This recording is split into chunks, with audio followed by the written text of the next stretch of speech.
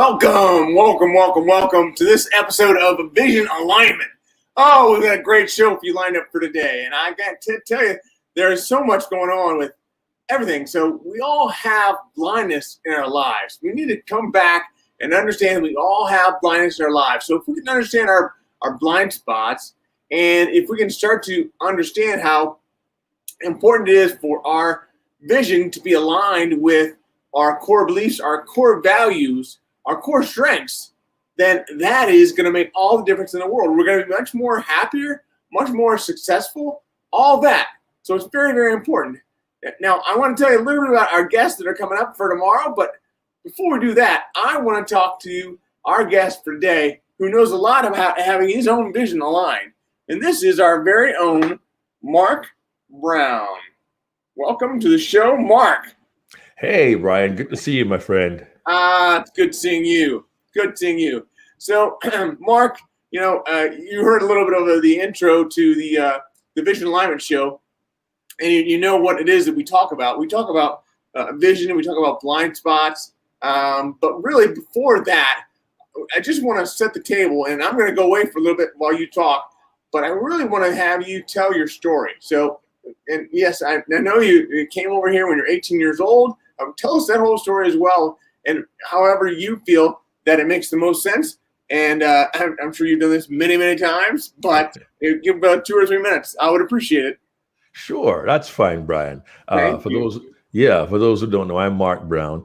I am a certified speaking professional by the NSA, National Speakers Association, and also the 1995 World Champion of Public Speaking. My backstory is a little unique. When I was 18, I left my home country of Jamaica and moved to New York. That's right. I had 2 suitcases of clothes and a whopping $40 in my pocket. My dad gave me what he could at the time. He had made a very radical decision at the age of 47 to start all over again in a brand new country for a brand new life, to give his family, my mom, my older brother, my younger sister, and me, a chance to make the best of our lives. And when you're 18 years old, your brains haven't quite come in yet. For me, it was the great adventure, but not knowing much and just having left high school. I got a job within 24 hours, which is kind of cool, working at a bank in New York City. And over time, within 2 years, I got married to my sweetheart from Jamaica. And as Harry Belafonte says, sad to say I'm on my way. Won't be back for many a day. My heart is down, my head is turning around. I got to leave a little girl in Kingston town. I did that and married her in 1982. Since then, I went on to find Toastmasters in 1992, joined the group in 93, and was blessed to become the world champion of public speaking in 1995. Since then, Andrea and I have had 3 wonderful kids, and they aren't kids anymore. They're 26, my youngest David, my middle child, Joel, is 34, and our daughter Andreen is 36, newly married this past August. And over the last 40 years of living in this country, I've had my share of ups and downs. I've seen my share of blind spots. Didn't see that coming, but I learned that we have to negotiate the blind spots, work around the blind spots. And even when you don't see things coming at you, it's how you handle them that's important. And I'm really happy to share a few minutes today with my friend, Brian Wagner. And just for you, Brian, I won't forget. All right, my friend. Yeah, you're winning. Yeah, I love it. And while you're doing that, it makes me think how important it is for us all to understand our blind spots. But the winking with Wagner is something that really has become a phenomenon, really, and people are beginning to understand how what makes them unique. So, if they can look at me and take a picture with me and think about this guy knows what makes him unique, and it's not his eye. I wonder what makes me unique. So that's the whole idea of that, and we really appreciate you all doing that, and listeners on the show as well. If you would put into your timeline, whether it's on Facebook or LinkedIn or whatever, and tell us, you're winking with us. Put a hashtag of winking with Wagner and hashtag winking without Wagner, and put in a hashtag of Brian with one eye, all that, and tag me. Then you're going to be entered into a raffle to be able to win a free copy of my book. So, I can't tell how happy I am that you brought that up, Mark. It's good timing. It's a pleasure, and it's funny you say, talking about unique things that make us unique. that's part of the journey of dealing with blind spots. We have our own unique blind spots based upon our situations, our background, our history, our family. There's so many factors involved in what creates a blind spot. For example, growing up in Kingston, Jamaica, I grew up in a very Christian family, a faith I embrace today. But what that meant was there are several other aspects of life to which I was not exposed. And coming to America as an 18-year-old with a very limited view of the world, that creates in itself blind spots in how I relate to people and how other people think. And that's one thing about living in the USA is there is such a wealth of diversity, of thought, of philosophy, of belief, of practice, of religion. And being a Toastmaster and world champion speaker has helped me to kind of widen the area and open my eyes to what I didn't see before. I've been privileged, Brian, to speak on 5 different continents. And the first truly international trips I took were in 2001 when I went to Hong Kong and when I went to Bahrain in the Middle East. And in Bahrain, I realized we had Toastmasters there from Qatar, from Saudi Arabia, from Bahrain, from Kuwait. And I had never been exposed to anyone of that culture before. You read about them in the history books and so on. But having a chance to sit with people, to converse with people, to meet them, to speak with them, it made me aware of a blind spot I had to get cleaned up. And I may have a different thought regarding blind spots here, but I want everyone to consider this. We drive a car, there's a blind spot. There's a test you can take with your eyes to see a blind spot. And it's going to be there all the time. But if we are willing, Brian, to literally open our eyes and open ourselves to what's around us, maybe that blind spot will get smaller as our minds get broader. Maybe the blind spot will get smaller as our minds get broader. And I say that particularly in the context of the USA, what's happening right now in America, in terms of people who have become friends, who now have strained relationships because of political affiliation. Yeah. Why were you friends in the first place? What drew you somebody else? I mean, you got friends who were in kindergarten together who aren't talking anymore because one is left or right. Your heart is bigger than a blind spot. And if our hearts are open, if our minds are open, and even if we can disagree agreeably, maybe we can shrink that blind spot and open ourselves to seeing more and also being more. I hope that's helpful to your viewers and listeners. Oh, absolutely. And here's some people with some big hearts. They're on the line here today. So, my friend Ted Legal, he's got a big heart, big on understanding his blind spots, and he's just part of a group that I'm a part of, and Eric Bam as well. So Eric is doing well, and good morning, yes, to you, Eric. Sorry, you typed it in the right way. But then he is also brought into a course that I provide to help people with their blind spots.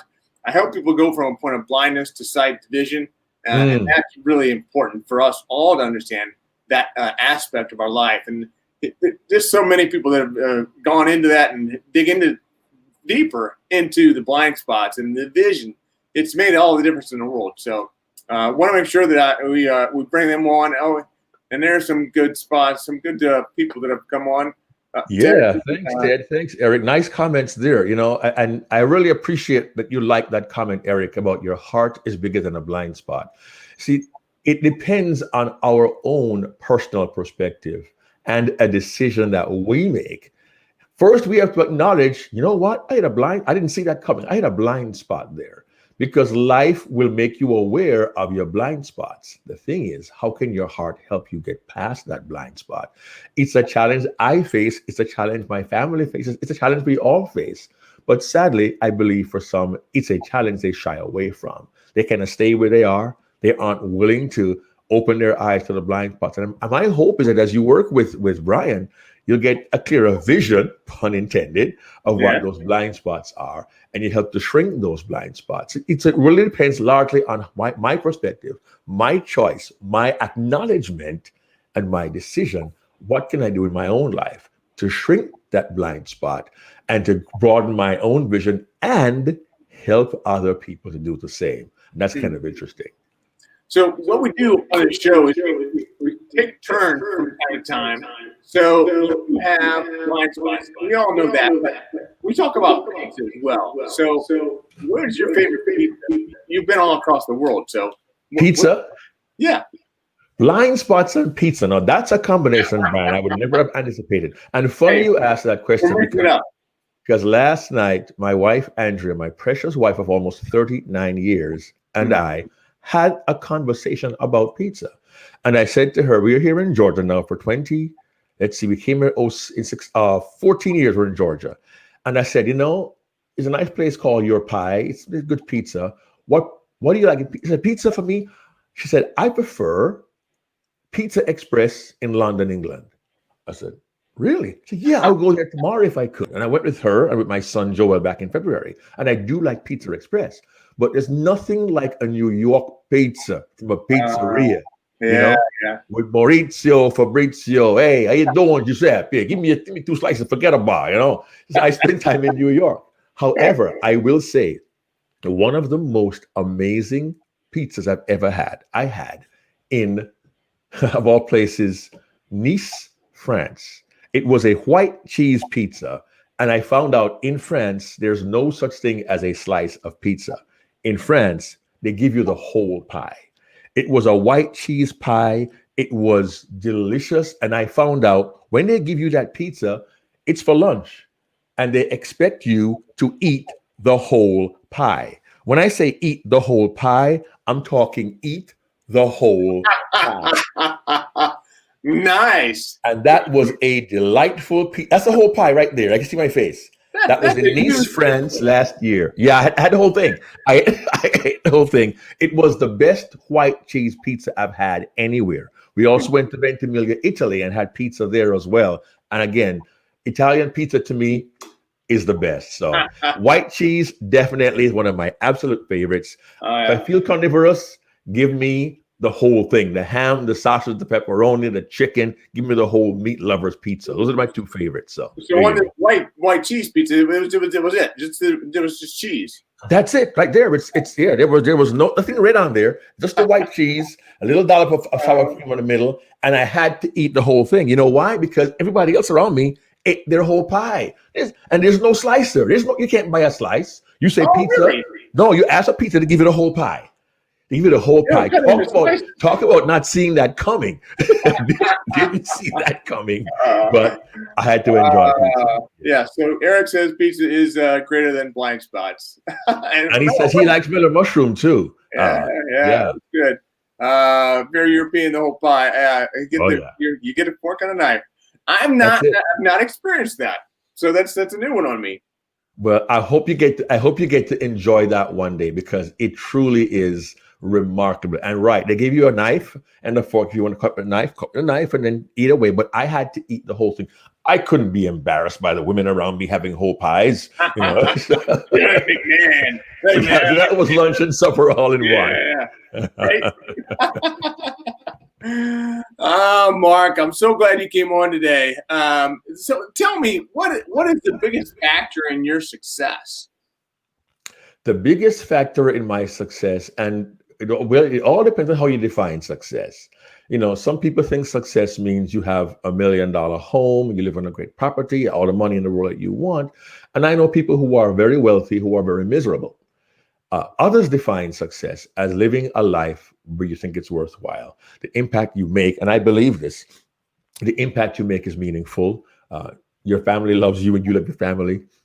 People respect you, you have a good reputation, and your integrity is being held in high regard. For me, that's my success. I don't claim to be wealthy financially, but I mentioned my family. That's my son, Joel, my son, David, my daughter, Andrine, who's newly married.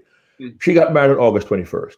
And I did the ceremony. Yeah, I was the officiant at the ceremony. Okay, that kind of tells you where my heart is. Family to me is important. So much so, my daughter told her fiance when they began dating, "Here's one non-negotiable. Here's a deal breaker.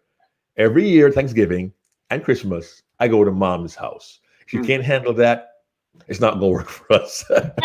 So every Thanksgiving and Christmas, my daughter, her husband now, or my son, they live in Virginia and Maryland.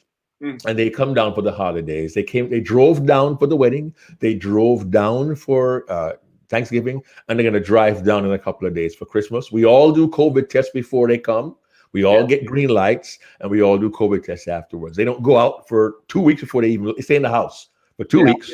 Hop in the car, they drive down here, and the family is. Let me just show you real quickly what I'm talking about. Just a second to make sure reset this. Okay, here is my family. If my phone will comply, I'll show it to you. That was the wedding.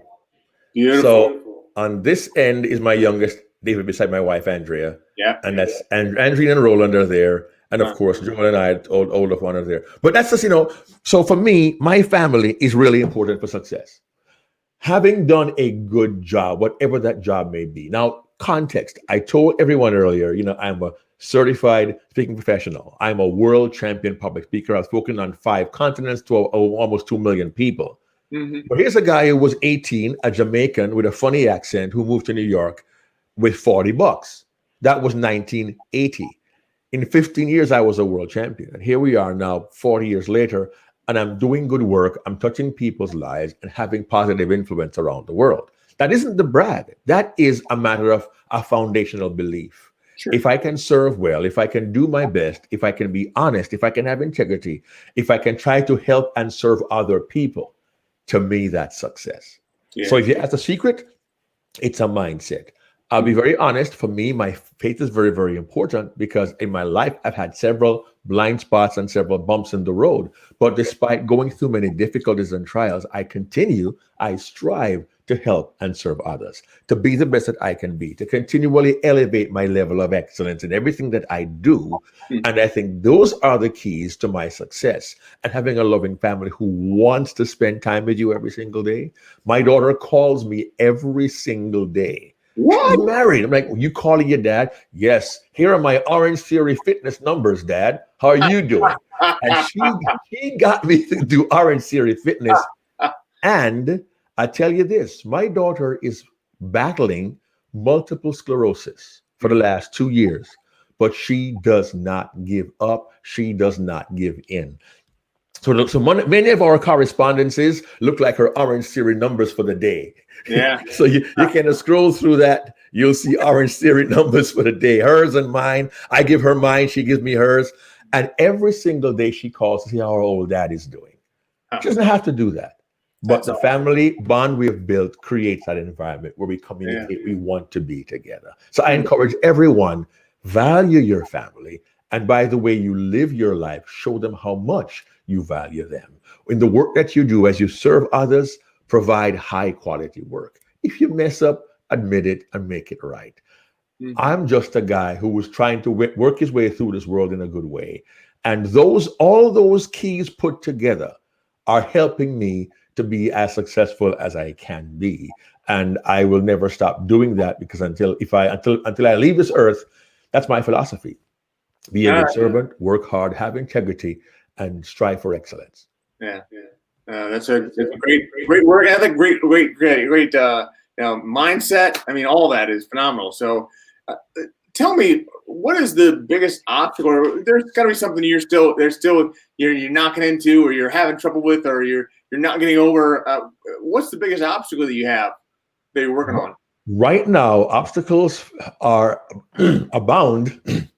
Excuse me. Obstacles abound. No thanks to 2020. It's a year many of us want to forget. Now, others have been very, very successful throughout this year. It has been a very difficult year for me as a speaker. And I have not cracked the code on marketing in a crazy world like this. But I'm still working on that. To me, the biggest thing is to get people to see what you have in a way that you do. And I've had several opportunities come my way, and you put together a proposal. Oh, this is great. We're going to do it. And then somebody said, "Oh, we can't do it," and they back down. Listen, the truth is, one of our obstacles may not be of our own choosing. One of my obstacles is individuals who don't follow through. But do I sit here and whine over it? No, you keep going. You keep pushing through. So, in business, particularly if you're self-employed, marketing is a key thing, and you try different things. Some work and some don't, and you just keep plugging away. You collaborate with other people, find out what they're doing that works for them. Try it. That may not work. Try something else. Eventually, you'll find a level of success. How you get yourself out to the world and how you serve the world, and that's just that's in real time. Honestly, that's one of my biggest challenges right now is getting the world to see what I have in the same way that I do. So I work with some consultants and a business guru to kind of help me navigate all of that. But it's a journey that continues every single day, and we just have to keep pushing. Yeah. So Ted was going back to what you were saying about family and how important family is to him. So I can appreciate that. It's good to hear this, Ted.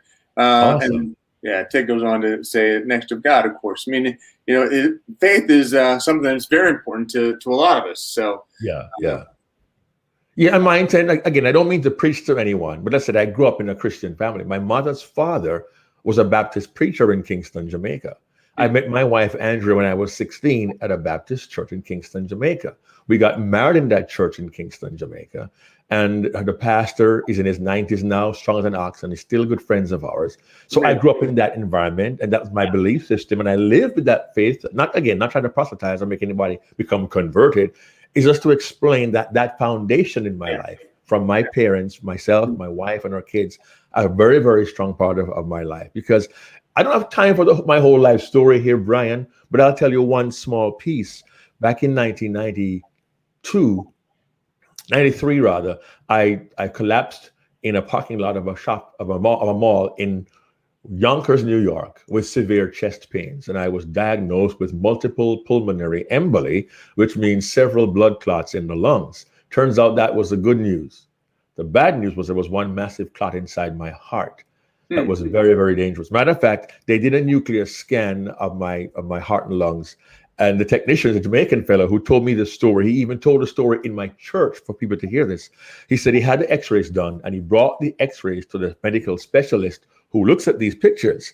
And he said, so hang on, this guy's in the morgue, right? He said, no, he's on the 4th floor being treated. He said, what? He's not dead? He said, no. He said, this is one lucky guy. And it turns out they used a drug they hadn't used before called TPA. Dr. Anthony Mercando from Eastchester, New York did that for me and literally restored my life. To this day, I asked him one day, Dr. Mercando, after all I've been through, why am I still here? And he gave me this amazing medical clinical answer. He said, Mark, I have no idea. It is the grace of God, he said. So for me, God is real in my life being spared. And I'm just thankful that through difficult times, through my faith, I can stand. I was doing very, very well financially. I had a full-time job. In 2015, it was pulled away. The company I worked for chose to eliminate the position. And I went from 6 figures to 0 overnight. That was 5 years ago. I still have not financially recovered that level of income. But blind spot, didn't see that coming. But here I am now, self-employed, now consulting, now collaborating, and still my faith keeps me strong. And so I'm thankful that despite going the ups and downs, despite bumps in the road, and despite the unforeseen blind spots, I'm still here doing what I can to serve and to bless others. And I'm honored to be on this podcast with you, this live stream with you, Brian, to inspire people to know that when you hit blind spots, sometimes the answers go beyond your own strength, and you may need to rely on a power bigger than yourself. Yeah, absolutely. I appreciate that, and I appreciate you being on. I mean, this has been phenomenal. So, I think of how important it is for us all to understand our blind spots, but I also think that that there's good advice you've gotten over the years. I mean, you've gotten a lot of advice from a lot of mentors and all that. So what is the best advice you think that you've ever gotten? Wow. The best advice I've ever gotten. This may sound simple, and it came through my late father who passed away 2 years ago. Let's see, today's 2020. Wow, he was 84 years old when he passed away. And sorry to hear that. His attitude always was, listen, when you do your best, that's all I can ask of you. one of the worst things that you can do is to compare yourself to someone else and drive yourself crazy. So just to do your best, knowing that your best at this time isn't always going to be the best. And that was my dad's approach, his attitude. He helped me to see that I am not perfect, but I can always strive to be better, you know. So do your best and keep making your best get better. Probably the simplest, but most powerful. So much so now I talk about performance excellence and elevating our levels of excellence in my main keynote presentation, which I've delivered all over the world. So my dad's advice has been helpful to me in my own life. So you don't know what your best is, and your best can get better over time if you let it. So that's simply some of the best advice I've received. You've been a coach of mine, and I appreciate all that you've been able to do for me and help me with my speech. I mean, I still stumble and struggle to do it. Part of that has to do with some other stuff going on, but I mean, really, getting to a point where you understand that your impact as a speaker is not ever complete. It's not ever, you're not ever done. You can always do something better. And I've appreciated that that side of your angle, I guess I would say, but it's been very, very helpful to me.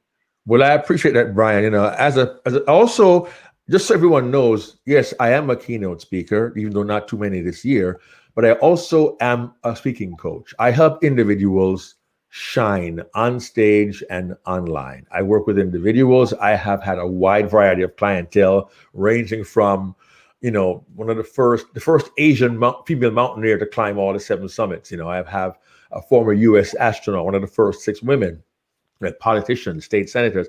I've had individuals who simply want to be better speakers. So I've coached individuals from all walks of life, and I help them to be better on stage and online. And I had a client Zoom in from Qatar earlier this week, and she was working on a speech transition from one point to another. And I told her you could simply use a line like this and say it in a certain way. And she says, "How do you do that?" I said, it's the pause. It's the pause, your tone of voice, your volume, and your inflection, because you create an atmosphere using your voice in a particular way. And just seeing that light bulb go off in her head. One client, I'll give her advice, and she goes, I didn't say, "Oh, wow, it's awesome." Seeing people light up when I help them, for me, is a blessing in itself, knowing I serve people well. And I'm thankful that I've served you well, Brian. And if I ever can in any way again, you certainly know how to get hold of me. But thank you for mentioning that. I appreciate it. Absolutely. Thank you so much for all you do. So you've got a lot going on. Still, whether you've been able to regain where you were from 5 years ago or not, you still are working very hard every day, and I can see that. So what do you do to recharge? To recharge? It's interesting. During the we can't be all work, even though there are times I'll be working till late at night. My wife says, "Honey, come to bed. It's 1 a.m. Partly because when you work with groups internationally, I'll have a Toastmasters group from Abu Dhabi. I sign on at 5 a.m. to work with them, and I may do a program I begin at 10 p.m. because they're in different parts of the world. But I can't work all day long. And because I work at home, I have some flexibility. One thing I can do is I can go around my yard. I have almost 2 acres. I can run around my yard, get my orange serif numbers up to give to my daughter, certainly. Nice. And at this time of year, I am a football, as in European football fan. So I get to watch English Premier League. Matter of fact, my oldest son, Joel, and I spent 2 weeks in England, in London and Manchester in February, right before the pandemic, going to watch English football in England. How cool was that? Wow. So I certainly enjoy that too. I'm actively involved in my church. I'm an elder there. My wife and I host a small group, and we are actively involved in that way as well. So you have to round your life out with activities and things that are based upon your belief system, that keep you fit and healthy and keep you balanced and connected. So I do all of those things to round out my life. And of course, family is always ultimately the most important to me. So who is your team? My favorite team is Manchester United, and have been since the 1990s, I think it is. Yeah. So you're like the New York Yankees lover. Well, not really. My team isn't doing that great this year. I mean, we had our last major championship in 2013. Our manager for 25 years, he left, and we're still trying to find our way back to the top. But this year is interesting because normally by Christmas, we know who's going to win the league. It's a point-based system. Right now, there are 15 teams with only 8 points between them, separating all 15 teams. It's kind of crazy. So it's a good competition. And they play today at 3 p.m. Eastern. I might turn on the telly and watch, but I've got some other work to do with a consulting client. So I'll try to balance that out, maybe put the sound on the background so I can hear while I work. Well, that's great. That's good. So you can do that. So and working from home, or you're working for yourself. You're your own boss. Well, my boss is in the other room. That's her name is Andrea.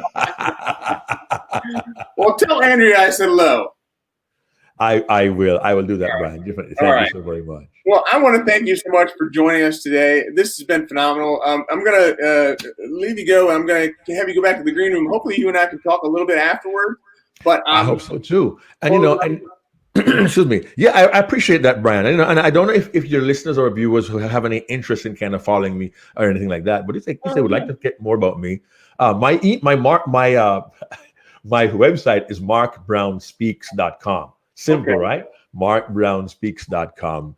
And you can get hold of me there. You can email me there. You can kind of see a glimpse of what I do. There's video clips there. And in the free resources, there's my minute messages. I have 1 minute YouTube videos that are out there as well, with inspirational videos, all under a minute. And they all address different topics about how we live our lives, excellence, just life in general. And that the markbrownspeaks.com is the best way to get hold of me. And just so you know, excuse me, I think you know this also, Brian. I co-host a weekly podcast called Unforgettable Presentations with Darren LaCroix, also a CSP and a world champion. And we teach people tools, tips, techniques, interviews on the idea of becoming an unforgettable speaker. It's called the Unforgettable Presentations Podcast on any platform you want: Google Podcasts, Apple, Spotify, iHeartRadio, you name it, we're out there as well. Every week we to spend some wisdom and have a really, really good time. And if you would like to consider, getting coached by me, just simply look at my website. There's a coaching page there, and certainly we can talk some more about that later on down the road. But Brian, thank you very, very much. So and, that scrolling on the bottom, is that right? Pardon me?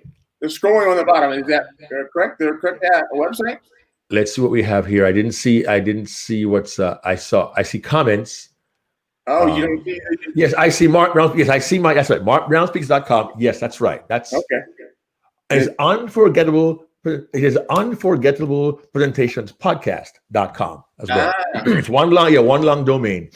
Okay. Yeah, but markbrownspeaks.com is my website, and Unforgettable Presentations Podcast.com. Or you can even go to you can go to your favorite podcast platform and just do a "Hey Siri, find Unforgettable Presentations Podcast," and she'll do it for you. I know Google Podcast did it for me as well, so that's perfect. All right. All right. So thanks, Brian. So there it is. Unforgettable Presentations Podcast. Yes, sir. That's it. Yes. All right.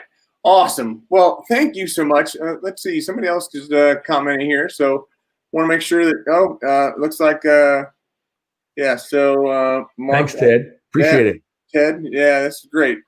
And he is in. So I'm very appreciative. Yeah. So I can't do it. This has been great, and I appreciate that. So thank you so much for joining us, and I will look forward to connecting with you in the green room. Sure. Thanks, Brian. Thanks, Ted. All right. Thanks, Mark. Thanks, Eric. Thanks. All right. We'll talk soon. Wow. What a great day. What a great interview. I mean, Mark Brown, he is the man when it comes to speech and speech coaching. He does a phenomenal job. So I'm so glad to have had him on. He does such a great job. Tomorrow, I want you to stick around for tomorrow. So we're going to have, and by the way, share these videos out to other people. Share them on your social media platforms, whatever it is you're going or you're working through, whether it's LinkedIn or Facebook, YouTube. Just share these videos out. I would appreciate that. So if you could do that for me, I would appreciate that. And also, I would like to ask you to to put in the comments, to put in the video or the photo of you winking without me. Do that for me. I would appreciate that. And then also, put in the hashtag Brian with one eye and a hashtag winking with Wagner. Those things will help us to identify you and to make sure that we're all doing what we can to eliminate our own personal blindness, because we all have blindness in our lives. And in order to embrace our blindness, we're going to be able to then begin to embrace that blindness and achieve a greater vision for our lives.